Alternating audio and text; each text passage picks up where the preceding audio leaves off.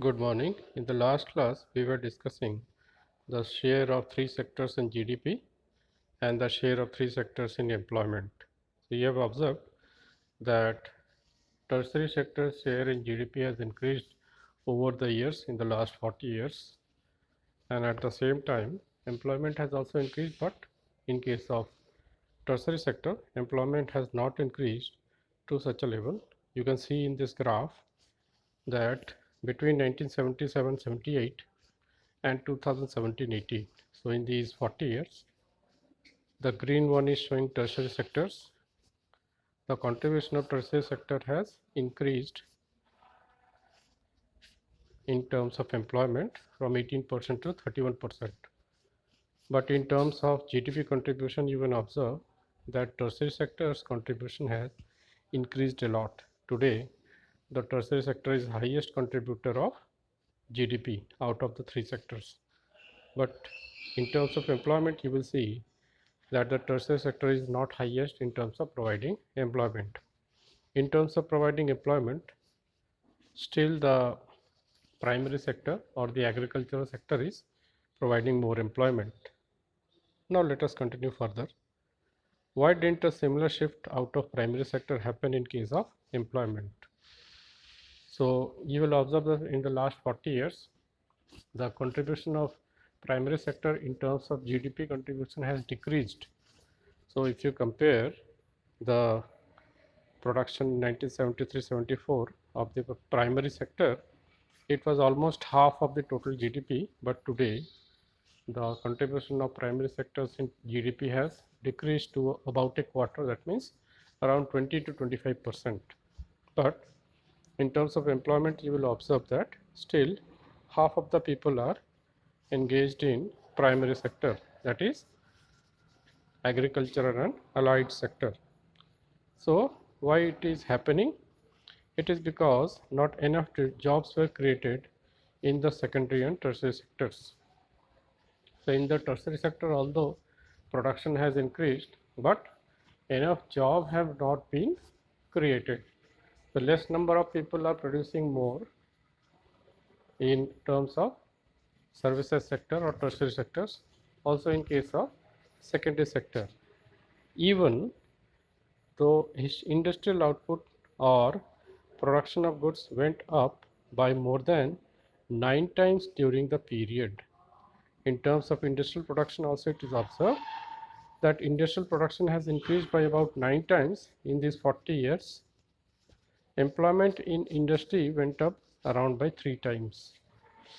So even after 9 times increase in production, employment of people or jobs have been created, that has increased only about 3 times. So you can compare that increase in production is much more than increase in number of employment.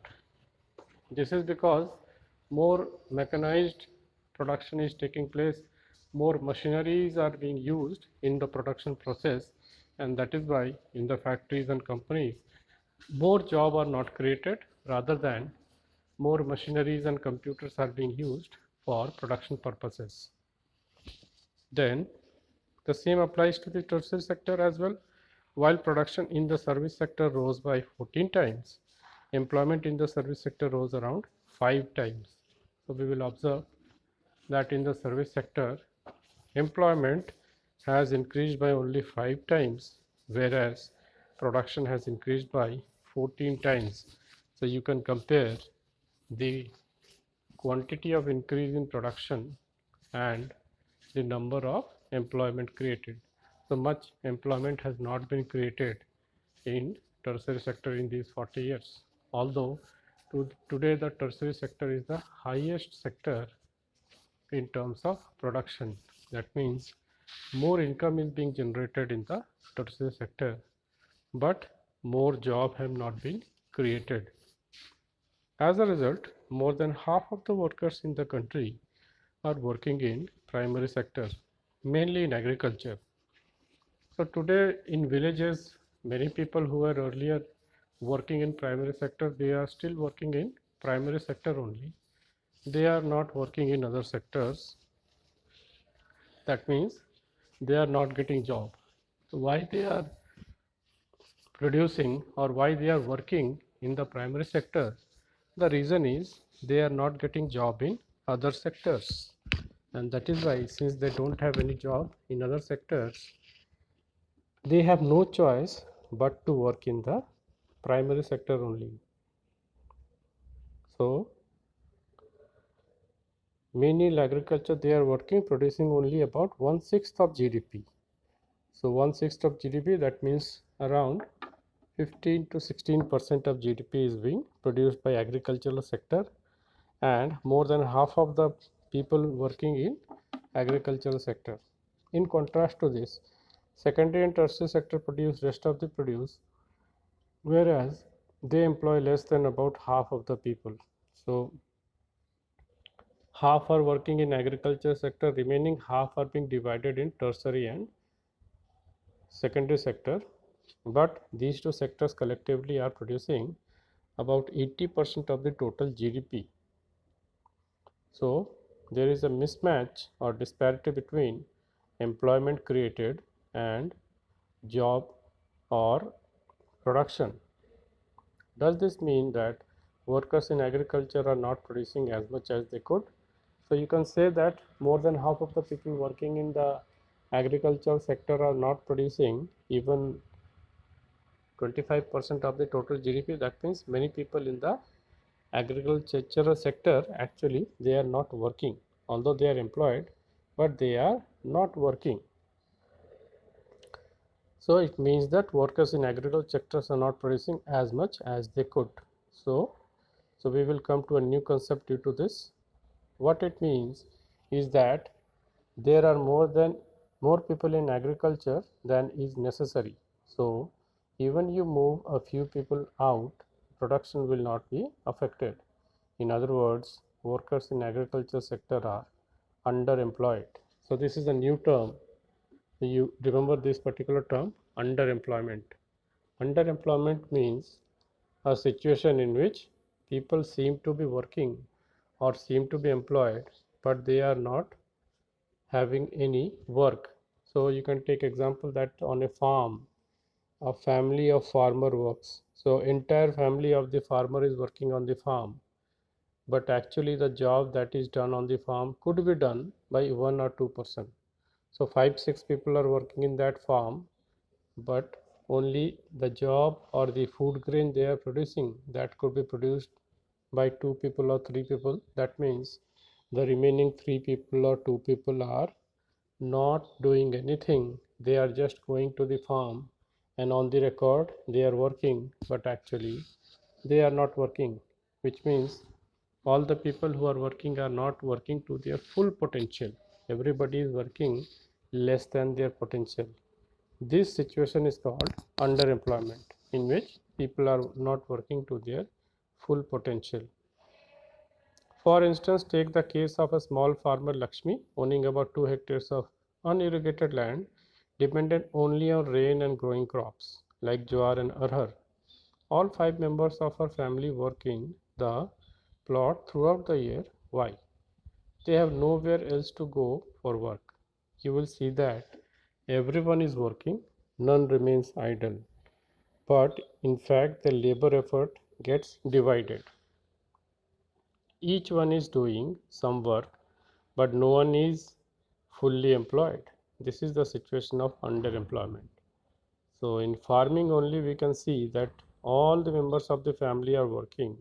We will feel that everybody is working and everybody is producing, but actually everybody is not working to full potential. So if suppose 2 or 3 people had to work with full potential, the same work is being done by these 6 people or 5 people, and everybody is working less than the potential. That means instead of 8 hours a day, probably they are working only for 4 to 5 hours a day. That means they are providing less labor, and due to which productivity is not increasing.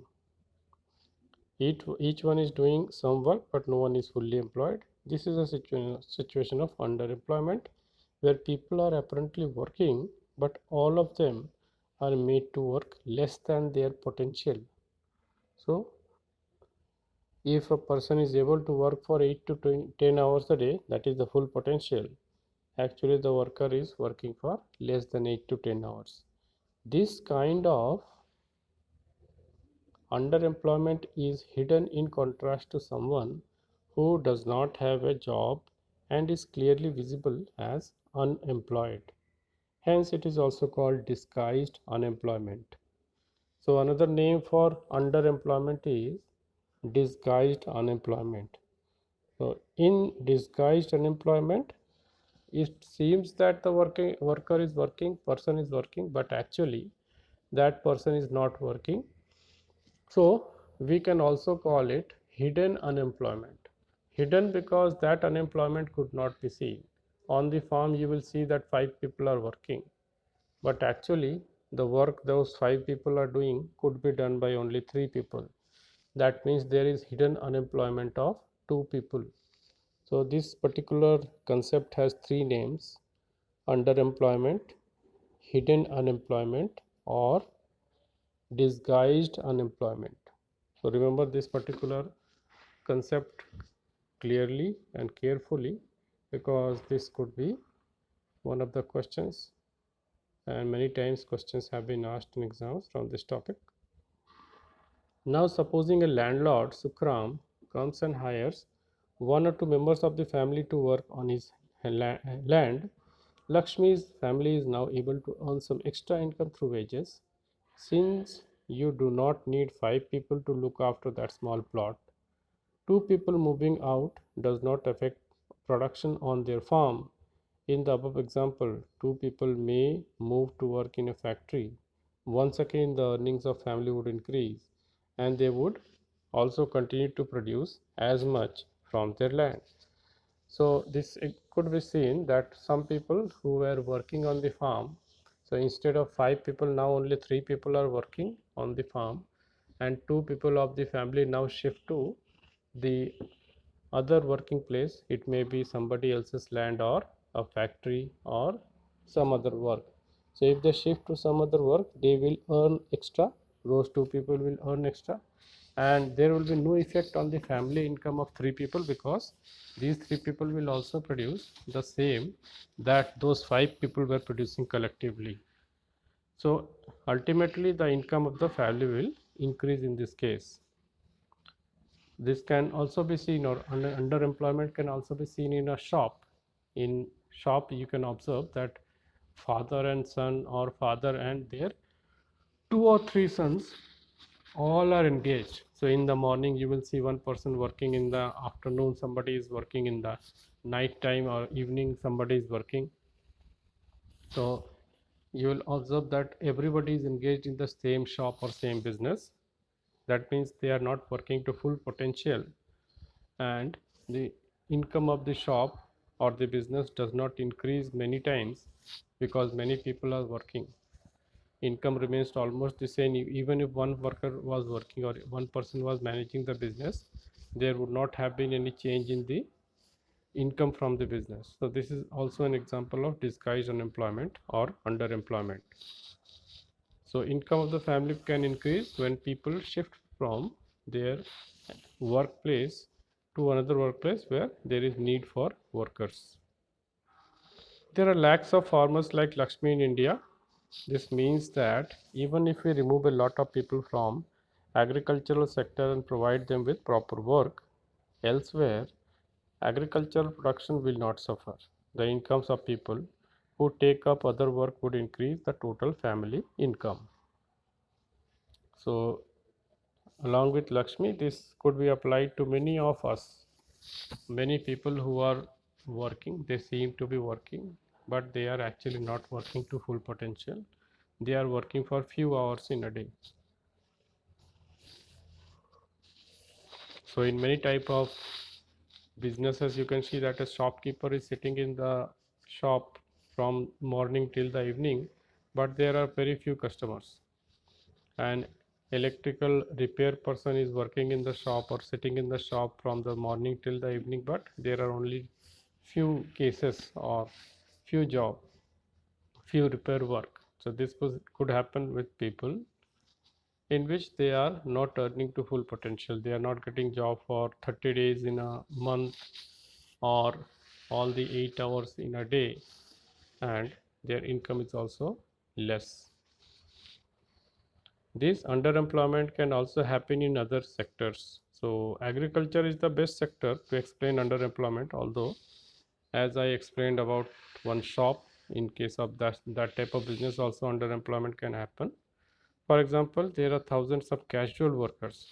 Now, who are casual workers? Casual workers are those who don't have permanent work, but they get everyday work, or they are standing on a road or busy place from where the people will take that worker to their home or workplace and get their work, and then they will be paid. So these casual workers are working in the service sector in urban areas who search for daily employment. So these casual workers are searching daily employment. They are employed as painters, plumbers, repair persons, and others doing odd jobs. So these could be the best example of people who are facing underemployment. So you may see a person, that person is an electrician or a person is a plumber, but actually they don't have job. In case of painters also, when they get job they will work, otherwise they will sit idle. Many of them don't find work every day. Similarly, we see other peoples of the service sector on street pushing a cart or selling something what they may spend whole day but earn very little. So on the road you will observe many cart pullers or vegetable vendors or fruit vendors. They are sitting in the shop for whole day, but there are very few customers who are purchasing goods from them.